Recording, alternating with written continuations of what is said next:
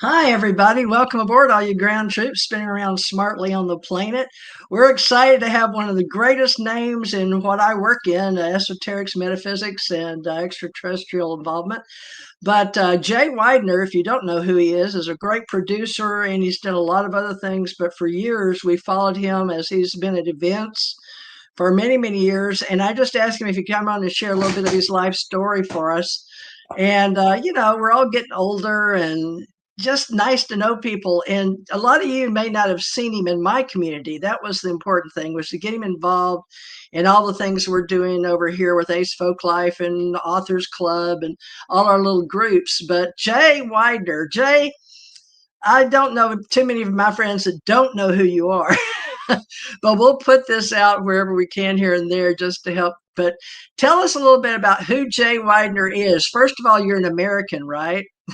Yeah, I was born in America, long time ago, and I'm very interested in esoteric matters, mostly alchemy, but I'm also interested in things that are of this earth. And my current interest is in the idea that there is a secret, invisible universe that we exist in that has influence on us in a big way, and we don't know it. And we think that it's supernatural or a dream or another dimension or, excuse me, a whole lot of other things. But what it really is that we are in an invisible universe, and we are like living at the bottom of an ocean, and the ocean is all above us and it's all around us and it's filled with all these critters swimming around that most of them don't care about us, and we don't even see any of it. We don't know what's going on. And worse than that, some of the critters that are flying around, the invisible critters, don't have our best interests at heart. And so they may actually uh, begin to influence people, innocent people, who then do bad things. So, and there's also good critters too, and they influence people, and those people do good things. But um, but there are immutable laws of nature, and these laws have been forgotten, and they're only the Hermetic teachings have kept these immutable laws sacred. And the more that we divert our society and ourselves away from these immutable laws, the more we're going to end up in a lot of trouble. So, you know, you wake up angry, then you can expect that everybody you meet's going to be angry. You wake up happy, you can expect that everybody you meet's going to be happy. You're making your own world all the time. You're creating it all the time. This is an immutable law of the universe, and the universe. Um, what the universe loves more than anything else is courage. And when it sees courage, it reduces barriers. Nature's barriers are reduced for the courageous. So the courageous frequently, like say Joan of Arc, have wild, crazy things that happen to them. And it's like, what's going on here? And God looked down on her, and she saved France and all of that. Well, maybe he looked down on her. It could be. I'm not saying he didn't, but it may be just be that she just had balls of steel, and that no for an answer, right? And so Okay. 15-year-old girl defeated the British Army, right? And and it was because of courage and faith. There's no doubt about it. Faith gives you courage. So the immutable laws are there, and they can't be transgressed. And if you do transgress them, you will pay big time karmically. So you have to live your life um, at an even keel. and don't get too excited about things. Don't get your emotions involved in any too many things, because it won't do you any good, and you're just wasting your energy.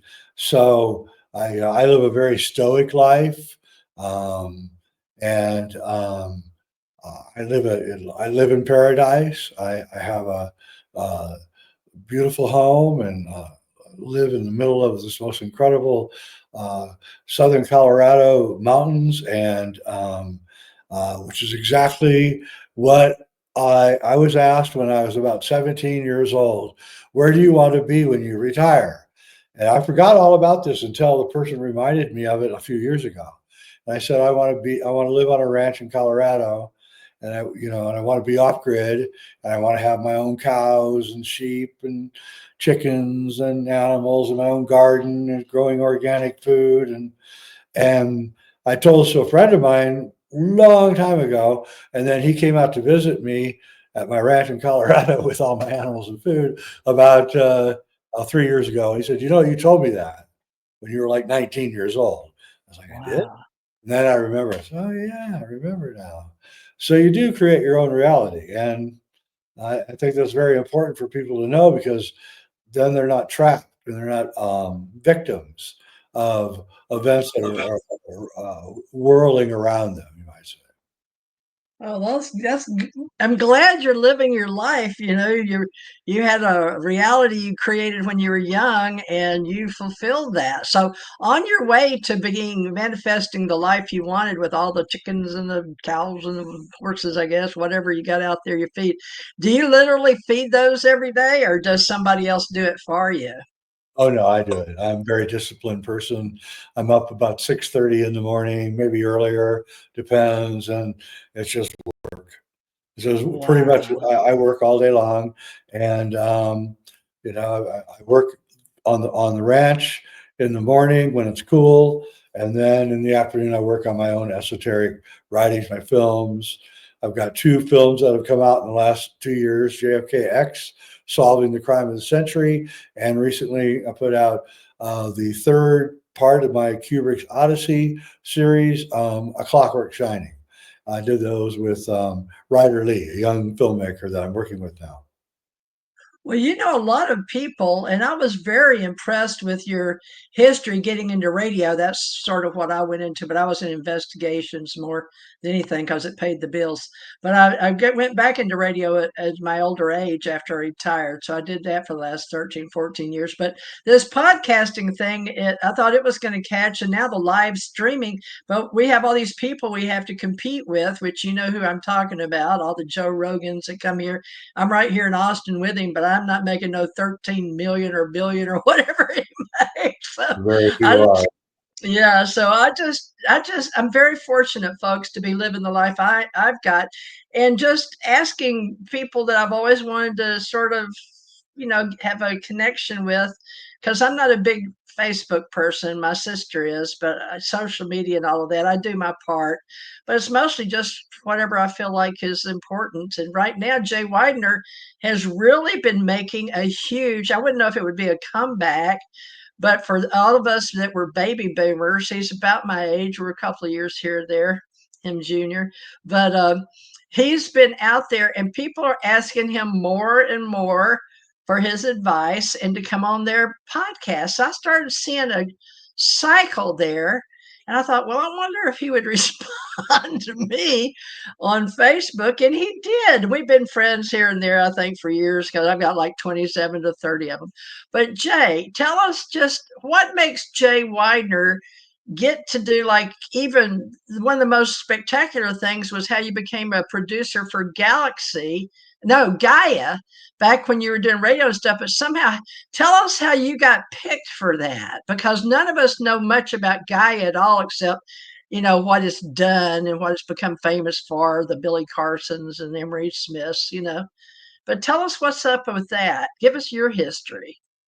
So I knew the owner. I worked for Gaia when it was called Gaia in the 90s. And I was a video development director there. And I was there for 5 years. And the Oh, owner of Gaia is, you know, he's a Taurus like me, and he's about my age. And I went to his house, and I saw his CD collection was like identical to mine. And, Oh, then I looked at his DVD collection, identical to mine, right? So we were kind of simpatico. And I left Gaia in '99 to start my own production company with my wife, Sharon, Sacred Mysteries. And we produced 23 or 24 documentaries in a 7 or 8 year span, and did really well. And I knew I had this whole idea of that, this whole idea of creating a mystery school on video. And that's what I was trying to do. And of course, I was getting noticed by my old boss. He was, of course, buying my DVDs and going, this guy's quite active here. And then I got a phone call. I'd been gone from Gaia for 12 years, maybe more. And I got a phone call one day, and he's a Czechoslovakian. They got a big, thick Czech accent. And I heard him, I knew exactly who it was. And he says, I see you've been busy. And I said, yeah, I have. He goes, I am starting a streaming company, and I want you to be the director of it or whatever. And I said, well, I'm living in Oregon, and I've got an organic farm, and I'm making plenty of money, and I don't know. And I said, do I have to move to Boulder? He goes, yes, you have to move to Boulder. So I said, why don't I come out for a visit? I'll see what it's like. So I go out there, and it's a pretty impressive operation. And you got studios and hundreds of thousands of dollars of equipment. I've always been a poor boy, a poor young filmmaker who, is always broke. And then I said, so I would like to be content director and head of production. And he loved that because it was two hats by one guy. So he's like, okay, well, you're uniquely qualified for both positions. And then I sat out and I wrote a treatise about what I wanted to be, which was to be this massive mystery school like Pythagoras had and Plato had, and all the great mystery teachers had these schools. Well, this was going to be on TV out into the world, and we're going to bring everything. And we're not going to censor anything. We're going to accept that all things are possible, and then if the person looks like an idiot when they come on, then they look like an idiot. It's not our fault that the guy came on and looked like an idiot, right? So we had people that came on, the world's going to end 3 days after Christmas this year. Everybody, we go have our contact meeting, and they say, Jay, this person's like a crazy person. This thing, the world's going to end. I go, no, put it on. Put it on. That guy will have to suffer the effects of his idiotic prediction, right? And it was really fun because, every day at lunchtime, it would be Graham Hancock, or it'd be Billy Carson, or it was like every day I had lunch with all these amazing people. Of course, I'm draining their brain the entire time, trying to get as much information. So I felt like the 7 years that I was there, I retired in August 2018, was the most incredible esoteric college that anyone could ever. And I was choosing the teachers because I was a content director. So I want to know what this. I read a book. I want to know what Andrew Collins is thinking. I'm going to fly him in from England. I want to know what Graham Hancock's thinking. I'm going to fly him from England. So I had all these guys coming in. Of course, we're whining and dining them, and so it was at once the most incredible experience of my life and the most difficult experience of my life. I ended up finally getting stage 4 cancer in January of 2018, which precipitated my retirement 8 months later. And I'm pretty sure, and I'm sure my wife agrees, that the 16-hour day, 7 days a week from 2012 to 2016, until he finally hired other people, because we didn't have any money at the beginning. I'm sure that did me in, and the pressure of that situation. I produced the last count, I think it was like 1,200 hours of programming. So I'm up there in like the top 2 or 3% of producers and time amount of stuff that they've made in their life. Very few producers make more than a couple hundred hours of material in their life. And I produced not I've 23 films, two fiction feature films, and 1,200 hours of programming on Gaia. And I think that Gaia has changed the world. I mean, I think that I can see it in the language of people, like on social media or online, or people I talk to. They're using the terms that Gaia helps spread, um, like you create your own reality and all of this. I can see that is now becoming a norm, and that's really gratifying. And it's so, like I said, in the end, it was the best experience and the worst experience at the same exact time. And I had PTSD when I left. So for maybe 2 years, I was a nervous wreck after I left, just because I was under this constant pressure at Gaia, Sure. Yeah. that I couldn't relax. Right. It Yeah. took me years. And finally, I took up yoga again and Qigong and meditation and, got myself back together and, lost weight and did all the things you're supposed to do. And now I really have to say I'm love my life. And, I don't know how many years I got left. I don't really care. And, and so Gaia was a one in a lifetime experience. And, it's not every day that you get to be the head of a television network for 6 years. That's true. You're one of the greats. I tell you, you helped set the boundary up so high. I don't know how anybody else in esoteric, metaphysical, paranormal can touch it, But let's talk a little bit about some of these wonderful people in our age, like J. Allen Hynek, I don't know, Stanton Friedman, and, the ET ufology business, and any kind of names like that I know you're around and spent some time with here and there. But just something like that for the kids, because they don't know how long, we're going to be around, and then we'll be like them on the other side. So, just tell some of the people that you met in that little, biz, because y'all had a little clique there, didn't you? Yeah, I mean, I met practically everybody. I mean, at one point or another.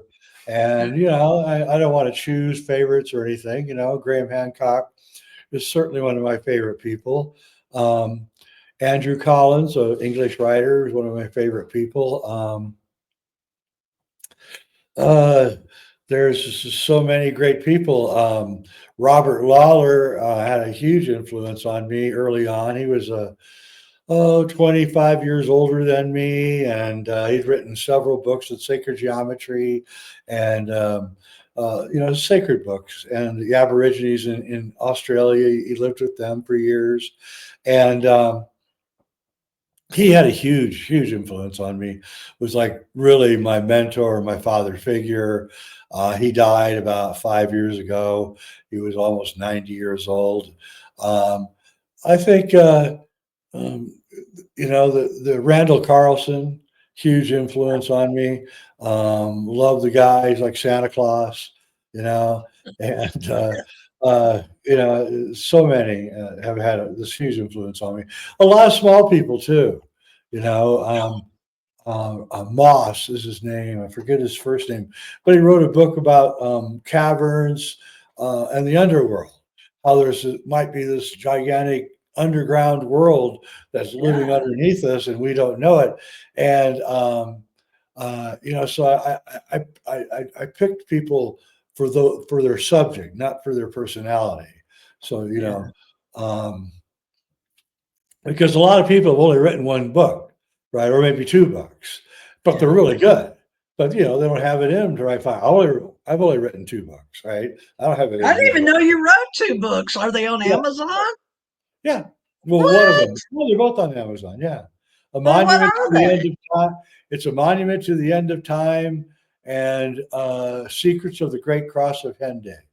We don't hear about you writing books. You don't go on all these and promote your books, That's actually how I got started. I wrote What? I wrote Mysteries of the Great Cross of Henday. It came out in 2004, and the publisher arranged for a bunch of radio interviews for me. Yeah, sure. And so I had to do like 15 or 20 radio interviews to promote the book. So I did Yeah. Art Bell and Jeff Rents, and I did all these, and everybody got at the end of the interview, oh, you're pretty interesting. You want to come back? I'm like, yeah, I don't know. I was just promoting my book, right? Yeah. And I never set out to be famous. I did not. I set out to promote my book because I wanted people to read it. And in the what blossomed out of that was all of a sudden, I'm on 1,000 different radio shows and not talking about my book anymore. Now I'm talking about Nostradamus and alchemy and the Yuga system and all sorts of crazy things. And I'm thinking, why am I talking about this? Well, there's tons of other people that should be talking about this. But then I asked my wife that one day. She said, "Oh, it's because you're Irish." I said, "What does that mean?" You kissed the Blarney Stone. Gift of gab you have, right? Yeah, I got the gift of gab. So I kissed the Blarney Stone, and now the Irish all came out of me. Which, by the way, Terence McKenna told me years Oh, ago that I there's a would. big name. Yeah, he was a good friend of mine until he died. Wow. And he told me that I would. He said, "You got it." I know when people got it. He said, "You got it." I'm like, "I got what?" He goes, "I The can't it say what it is. factor. You got it. Just go out and say stuff because everyone will listen." And I thought, weird. That's really strange. And then it happened. So I don't know what to say. Yeah, this is your time on earth. And, I never even knew you were an author. And that's what I got into business to market and promote were my mother and my husband and people's books. And I wound up getting into publishing to learn how to do lightning source and all that stuff before Create Space and Amazon went to print on demand.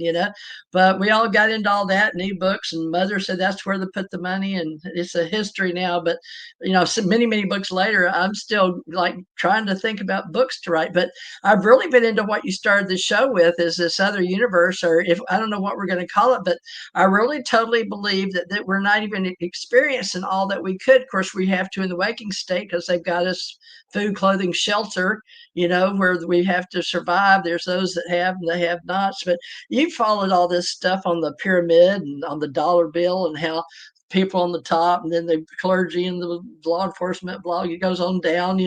So how all this works and people of it.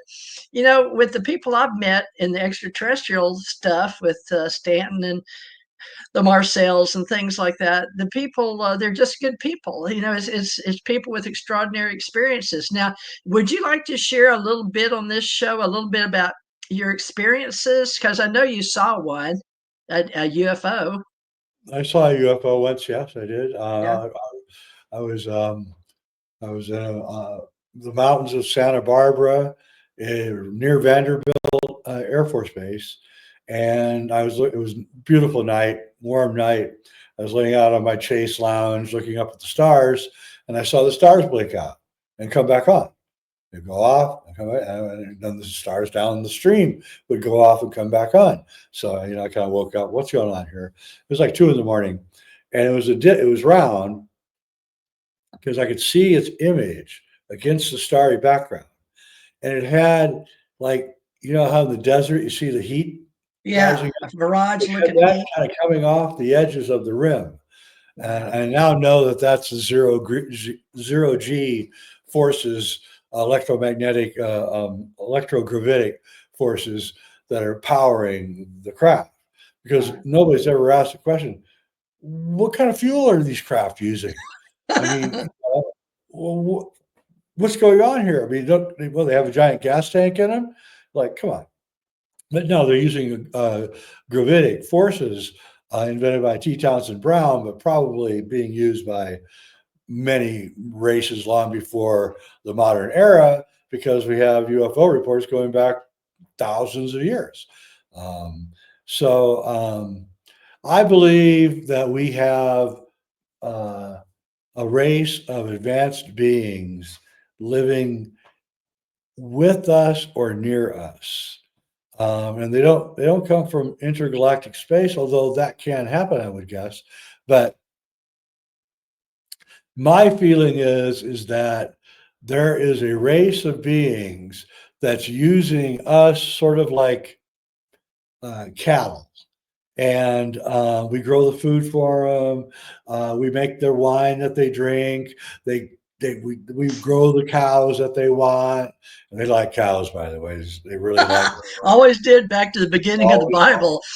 That savory smell, right? Boy, barbecue beef. It's on the menu tonight, baby. What's up for So dinner? yeah, and we don't know where they live. Yeah. My feeling is they probably have a secret island in the South Pacific, or they could be living on the moon. I've seen enough evidence to know that there Could be are both. Could be all over.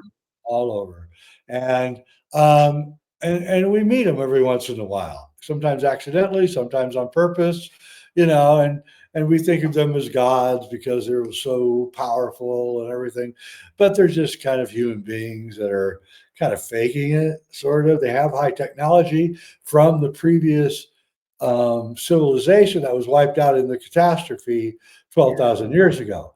Somehow, we have proof that this civilization, and I'm working on a mini documentary which I'm going to release free on YouTube about this. Whoa. I found some very serious evidence on this, but it's obvious to me that the high-tech civilization that was here that got wiped out knew the catastrophe was coming. In other words, Göbekli Tepe in Turkey, they buried that thing before the catastrophe. They knew the catastrophe was coming, and they went out of their way to take buckets of dirt and this gigantic complex and bury it to protect it from the coming catastrophe. I believe that, well, in my mini documentary, I'm going to show at least 2 other locations in the United States where it looks like they hollowed out nearby mountains before the catastrophe happened. In other words, they went inside the mountain, just like the Hopi, so that they went inside the mountain where the ant people lived. And then when the catastrophe was over, they left the mountain and came back out. And I believe, oh yeah, of course it does. And in my books on the Cross of Hendaye, which is a monument in the south of France, it literally says on the cross that right before the catastrophe comes, you need to go and get into the cave system in the Andes Mountains of Peru, because that will be the only safe place to be. And of course, you think about it.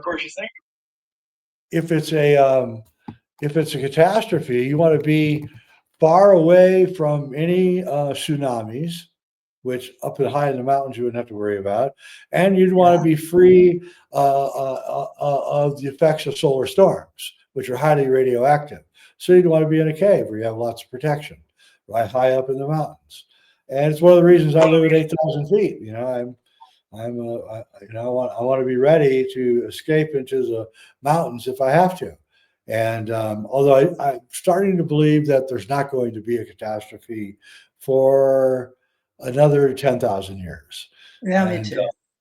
So I think this is our best shot at really creating a civilization based on Hermetic principles that is healthy and wise and has beautiful architecture and cherishes its children and doesn't want to have poison water and poison food. And it's a golden age. That's what Trump calls it. And that's what it is. We're going into a golden age. And I can actually prove it. Well, I know that you need to mention a little bit about your 2 big investments, I guess we should say, the JFK, but also, how did you get involved with the Clockwork Orange?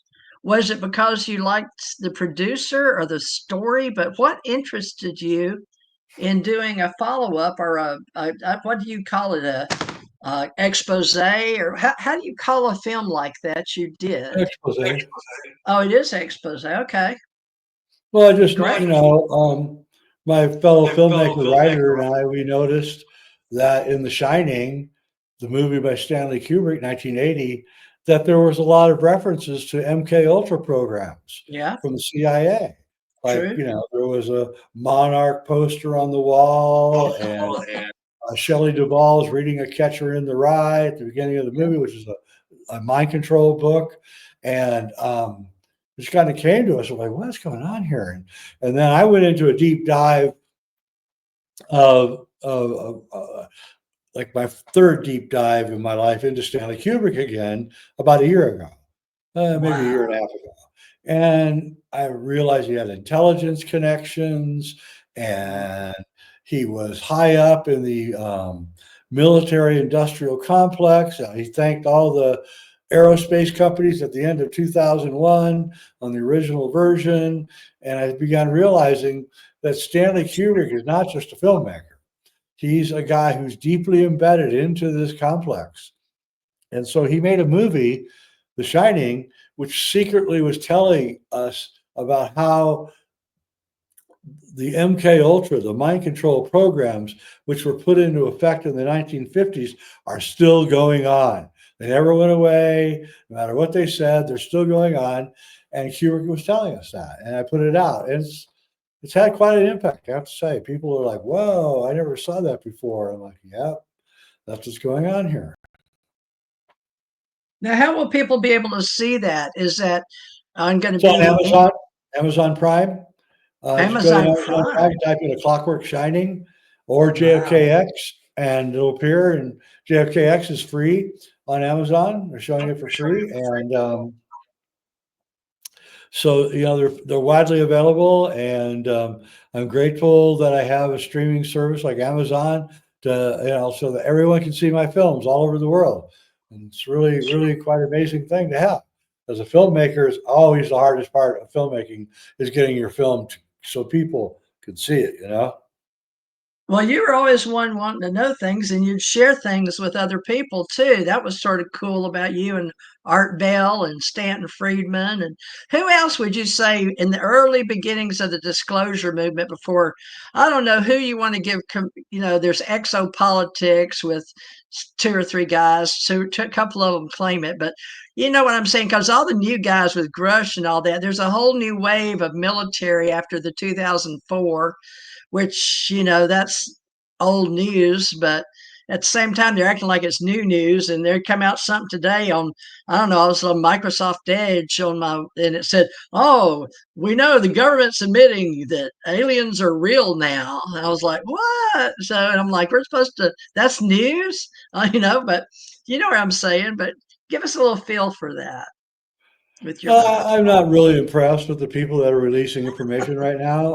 Londo, whoever his name is, and Grosh, and all those guys. I'm like, Zonda, I knew all this ATIP. already like 20 years ago. Can you give me something else? Yeah. And no evidence. Just like, I hate to say it, they're promising to release the Epstein files, but golly, they just never do it. They're promising to release the JFK files, but golly, they just never do it. And I hope they do, but I don't know. And even if they do, what is it going to really be, right? And so, because it's just layers of lies upon layers of lies, and you can't really control it. But my feeling is that there's a group of super advanced human beings somewhere, and they use us and they need us, but they don't want us to ever know about them. And so all we're really seeing is that shell game, Yeah. what's it called, three, Monty, three card Monty. So they're just moving the cards around really fast, and oh, is that card? Oh, it isn't that card. I lost. And so I'm not really too impressed with this release of information anywhere. I knew all of this stuff years ago. I knew Bill Cooper, and he was like, constantly telling me, "Oh, Jay, it's all fake, and they're just going to fake us out with the aliens and stuff." And I still believe there's going to be an alien fake invasion. Well, is he the It- one that wrote Behold a Pale Horse? Is that the Bill Cooper yeah, you're Bill, talking yeah, about? yeah, That's the same one. Yeah. So he's yeah. passed over too. So you think all that stuff he talked about back in the day, but it seemed so cutting edge out there. And there was a couple other people during his time too. You probably got to talk to them and the Art Bell series and Well, all of there was that. Jim Keith. He wrote a whole bunch of really interesting books, and then he died. He broke his leg at Burning Man, and then he died while they were operating on his knee. Um, he wrote a whole bunch of really incredible books about all of this way before anybody else was around. I talked to him on the phone a couple times, and I was always worried about him. He was always saying way too much. And then, he died on a minor operation. You have to wonder. And of course, Bill Cooper, I was the last person to talk to Bill alive. Well, That's write a book about that. Because he's a name like Charles Hall, I guess, or I don't know, I won't mention some others you've been involved with, but I mean, because it's your experience, you can get away with doing who you knew when, the domino effect. Yeah, Bill was reading my first book, A Monument to the End of Time, on his radio show. And then Wow. somebody, wrote me an email, and this was right after 9/11, and said, hey, Bill Cooper's reading from your book. Every night he's reading another chapter. I'm like, really? He goes, yeah, he's been doing it for like 2 weeks. And I noticed an uptick in sales on Amazon. So I thought, that's where it's coming from. So then I wrote to him, and no, I called him. I had his phone number. Yeah. And I called him, and I thanked him. I was just thanking him. And he actually said in the phone call that there's these a-holes behind my house playing rap music really loud. And I said, Bill, be cool, man. Be cool. And then that was the end of the phone conversation. And 2 hours later, of course, he ran outside with a gun to confront the people playing the really loud rap music. And they were really cops. And they shot him because he That's had a so gun. sad. And it was all planned because he hated rap music, and they knew it. They'd done a psyop on him. They knew he hated rap music. So let's go play. Oh, he really hates this guy. Let's play him really loud. And it was all done on purpose to drive him out there. And Bill had a very, very bad sense of humor. And honestly, he liked to drink. And so I think he probably had been looped a little bit on a couple of whiskeys before, and then he lost his temper, and they filled him with lead, got lead poisoning. And so that was a very sad moment in my life. Here, I'll tell you a little story. So I was living out in the mountains in Santa Barbara, and I heard that he died. And I was like Yeah. shocked. I just talked to him. And I was like devastated because 911 just happened, like Yeah. maybe 10 days earlier, something like that. And Yikes. people will Everything's look like it up. crazy. Maybe it's Yeah. been 3 weeks. But anyway, so on this property up in the mountains, they had a red ochre deposit, and I take hikes past it. It was right on the hiking trail that I would go on, and I would always stop by and I get it, and I do what the Indians, do. You stick it on your forehead and on your cheeks. It creates an electromagnetic field because it's got so much metal in it. And so Ah, I went there and I did it. I said to the universe, I said, universe, I don't know, Bill Cooper just died. They just bombed the World Trade Center. Um, give me a sign. Just give me a sign of what in the world should I be worried about? I yeah. took about 40 steps and I heard a helicopter in the middle of nowhere now. I heard a helicopter approaching me. And I went, what the hell? And I'm looking around for, I'm in all these trees and stuff, and I can't really see that well. So I kind of walk out into an open area to see what's going on. And it's a black helicopter, and it's Wow. flying right at me. And oh my God. So I pull out my little video camera that I keep with me all the time, right? And I pull it out and I start filming it. I'm pretty obvious I'm filming it. And it sees me, and I have the videotape still. And the helicopter drops down. As soon as I pull out my camera, it immediately drops down, so it's almost level with me, right? Wow. Coming right at me, right, while I'm filming, right? And it flies 3 feet over my head, knocking me to the floor, to the ground. My camera spills and everything because it was so loud and so fast. And then, so that was my message from the world that this is what I'm supposed to expect now. Black helicopters trying to kill me. And it was a very, very unnerving experience, to say the least.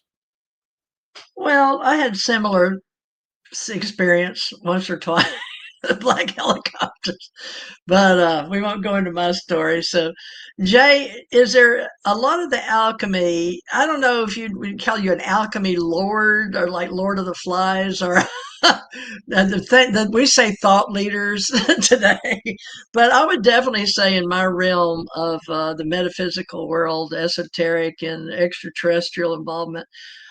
We have all these ET experiencers, ET contactees, and we like to say the abductees, and we divide all these people up into alienology. But I don't know that I've heard you talk more cosmology and more ethereal, and I don't know if you guys all about the same age, so I guess we all set a trend. We just weren't we were having threads or paths next to each other, maybe watching and knowing it all existed in other people's minds. But all of us together, not just Terrence McKenna, but I have to admit I didn't take that yucky trip, but some people do. It's gotten to be a really famous thing to do. But how would you like to tell people that alchemy, metaphysics, all this stuff, even before Blavatsky, all of that stuff going up to Tibet, Peru, and we believe maybe the demiurge or the Dryas, the 12K, whatever the big flood came. We all agree on all the stories, that are out there.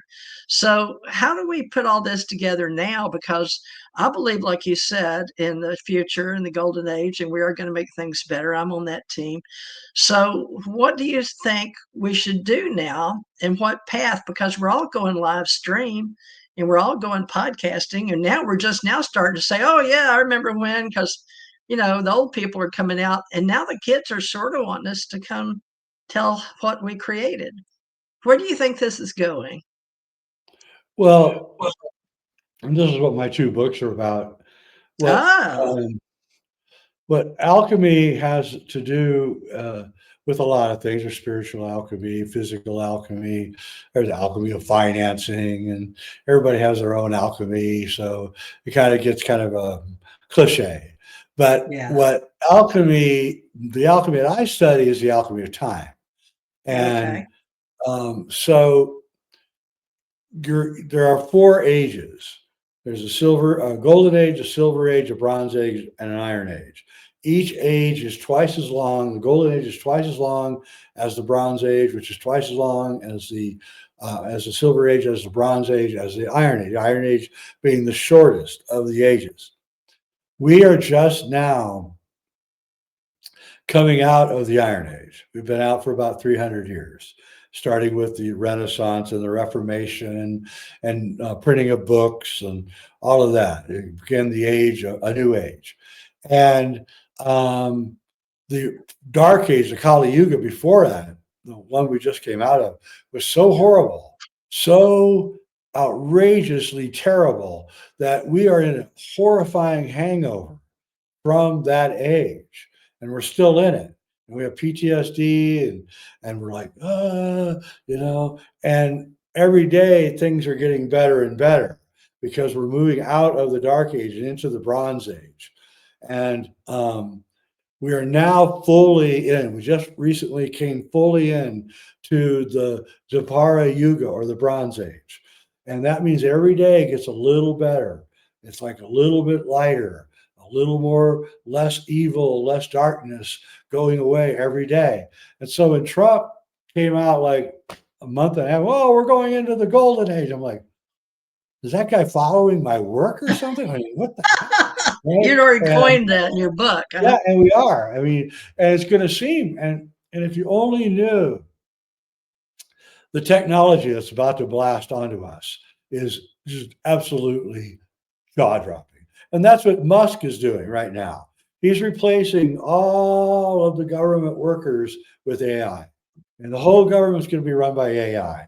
And it should be, Ah, because that's the what's government going work on. is broke. It's not interesting. Human beings should never even be doing that kind of horrifying work. So, I'm sorry that people are going to be losing their jobs, but you'll find other jobs. And maybe you'll Yeah. actually get creative in your life instead of working for the government. So, and then all of that's going to siphon down into state governments and into corporations. and you're going to see this incredible efficiency emerge really quickly now. And everybody's going to, there's a downside to this, and that is that there's going to be massive unemployment. Well, I weren't was they talking basically all analysts? They were all just keeping up with numbers because it was back in the push and pencil days when we thought we needed Yeah, all those people. But then I was computers talking to came my along in the stockbroker. 80s, I was talking to my 90s. stockbroker like 2 months ago, and I said, "What? Why I'm paying you 10% to do my stocks? Why don't I just go on AI and just cut Yeah. you out?" And he goes, Hmm. "Man, we are really worried about that." I Yeah. says, "Well, you should be, because you're making your decisions on my stock based on your feelings. AI doesn't have any feelings. It's just cutting through the numbers and saying, Patterns. no, don't do that one. Do this one." So, and he's like, yeah. And so think about it. I just recently got a civil lawsuit against me, which it cost me $60,000 to get out of. All right. And I got out of it. Wow. All right. Wow. And I followed my lawyers very carefully through the 5 years of this lawsuit. And 90% of the fees that I paid my law firm were for law clerks to go search through law books and look for laws that were setting precedents to prove my case. Right? That wasn't the blue avian chicken thing on the Yeah, it was. And resident alien dude thing, was so, it? so then I'm like thinking to myself, well, wait a minute. Why don't I just go into Grok 3 and type in and say, "Give me all the laws that are on the books that are precedent to prove that I'm right." And in 5 minutes, I've done it. I did it. Five Oh my minutes. God. It took, and I got 45 pages of precedent lawsuits proving that I was correct, that I paid over, well, actually $65,000 to my law firm to do the same exact thing that AI just did for me. So law firms are Wow. going to be gone. Were the Stockbrokers are going to patents? be gone. Here's the bad part.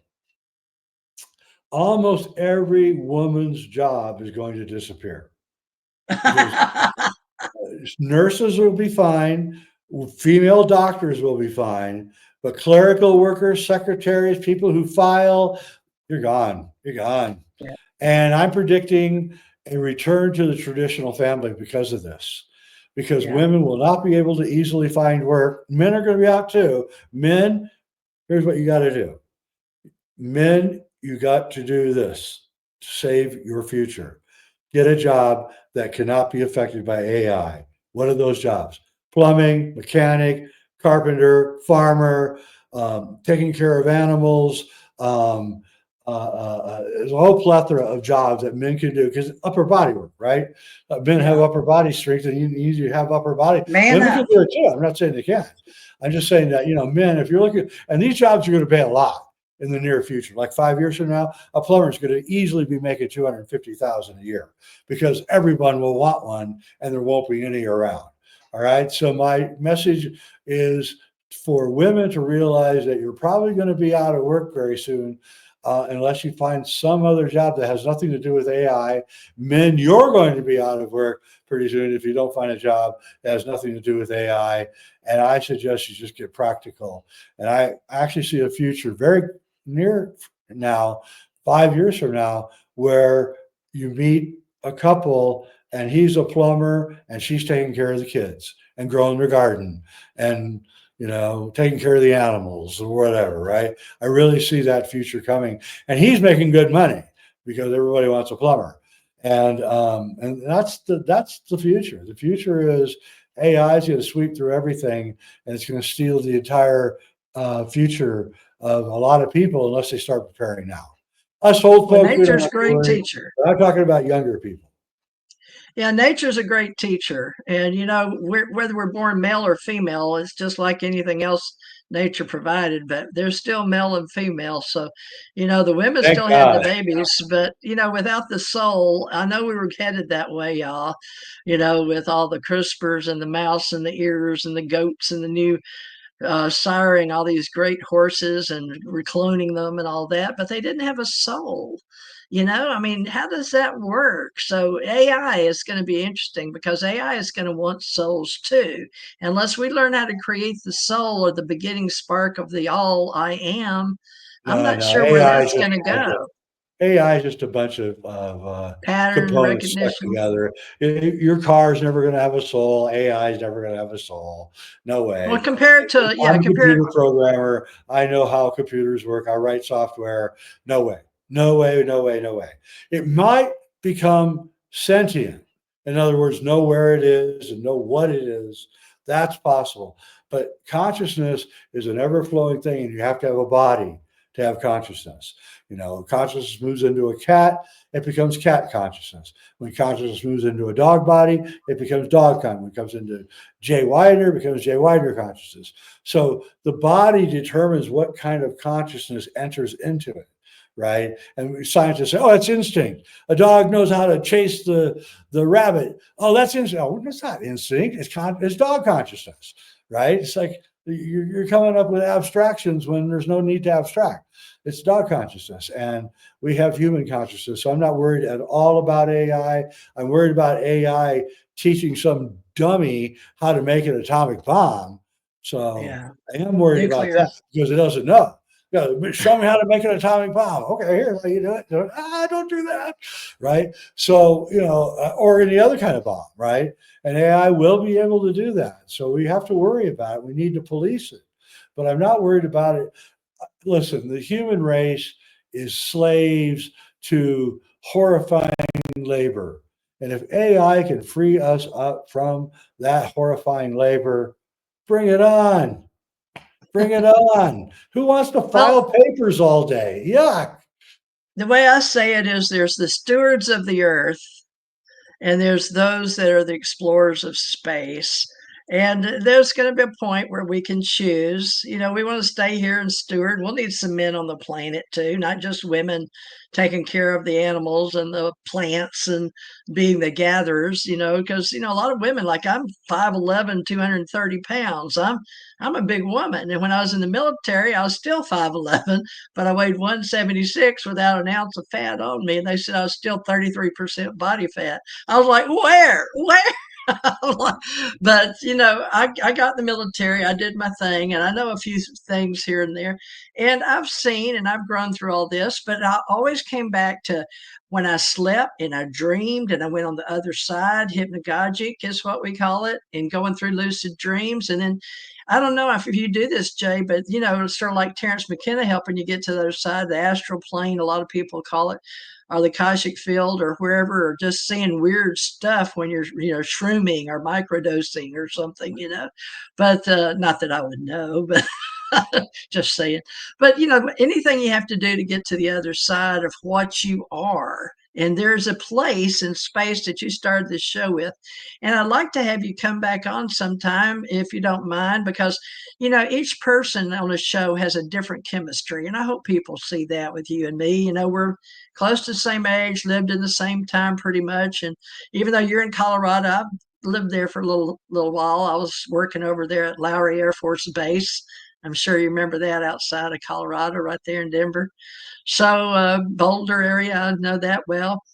But I'd like to have you back to discuss more of the supernatural and the ethereal, and also get into cosmology, because I believe there's a lot of universes out there, and a lot of people are coming and going, not just from this universe. And I don't know who you talk with about all that, but I'm going to be sharing a lot of that. And I do use AI, and it does tell me it's sentient. So that's my AI, but I work with it very diligently to make sure that it understands spirituality and souls and all of that, and why we're different. And hopefully it'll feed over into my books if I ever get around to writing them. I've got lots of AI stories. Now, have you tried Chat GPT? Yeah, I prefer Grok 3. You like Grok 3 since it came out? I'm sure that Yeah, Elon it's Musk much loves more that. balanced. And I got too many arguments with ChatGPT, so I gave up on it. You know, it's like, and Well, I want math every and argument science, too. Well, I like Grok 3 too. I'm using all of them. I'm comparing all of them. That's sort of what I do as a little bit of an analyst. Well, what would you like to leave with people? I need to know the name of your books, but I guess if I look up Jay Widener, Widner on Amazon, it'll bring up your two books. Well, I'm going to Yeah, have them over here in my I've written two library. books on alchemy and time, Monument to the End of Time, and Mysteries of the Great Cross of Henday, about a monument in the south of France that I examined for 20 years. And then all my films are either up on Amazon or Gaia, and soon they'll be moved over to a more accessible port, so people don't have to pay the huge fees at Gaia to see my films. Ah, And jwidener.com is where all my articles are. And I have a show on YouTube, Reality Check, which I do almost every how week. much that? Yeah, I And like reality check. that's pretty much what I'm about. Oh, real quick, when did you do Sean David Morton? I was watching that on you night before last to go to sleep, and he had the green behind him, but it was a year ago, you were saying, Yeah, right? about a And year, when right? did and he's passed now, folks. Sean David Morton was a great producer, Yeah. event speaker. I don't know what else. Give a little pitch for Sean David for those who don't know. He had a little tough stuff, but who hasn't? Cliff High, Jay Widener, you name it. So, but they're all the greats, and we remember them for what they did good. But give a spiel for Sean David because I only met him in New York, but you knew him well, didn't you? Well, Sean and we got started in the biz at the same time. He had a radio show in the early 90s, and I had a radio show in the early 90s. And Art Bell started at the same time, and the X Files started at the same time. So there was this confluence of people that like had enough. We're just like, no, we're done. And I don't want to hear your banal crap anymore. And, we're all really controversial. I mean, all of us got, you know, all of us got called up in front of the board of directors.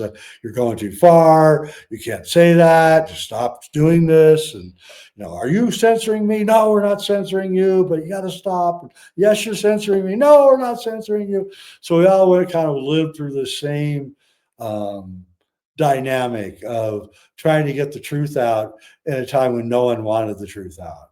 And again, I had the highest rated radio show in my time slot. Sean had his highest radio in his time slot. And of course, we know Art Bell just Of kicked course. everybody's ass in. So, Yeah. and the X Files was the number one TV show.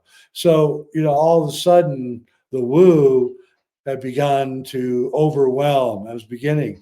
It was very gratifying to be there at the beginning and know that kind of I was one of the pioneers to like You are? overwhelm the normies with wave after wave of woo until the normies were completely overwhelmed, and we are winning, and frankly we are winning now. And The majority of mention the Cliff stories are High. going to our place, and we're gonna take over, so I'm very happy Real, about it all.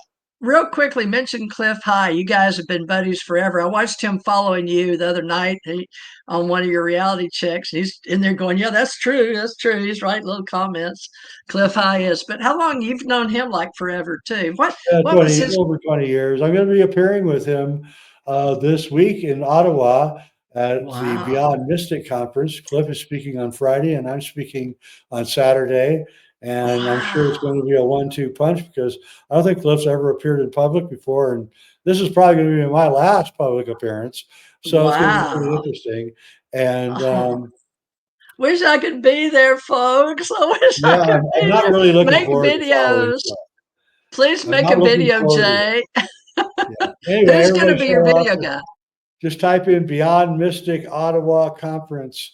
So this week, this coming week on Thursday Oh, starts, that's and Thursday, Friday, wonderful. Saturday, Sunday. So And folks, that's not even why I had him come on. I've just been bugging the crap out of him to come on, but he's a hard man to get in touch with. But now we know why. He's feeding all the animals and being a real human 3D person while we're out here thinking he's out there meeting us in all these other universes and stuff.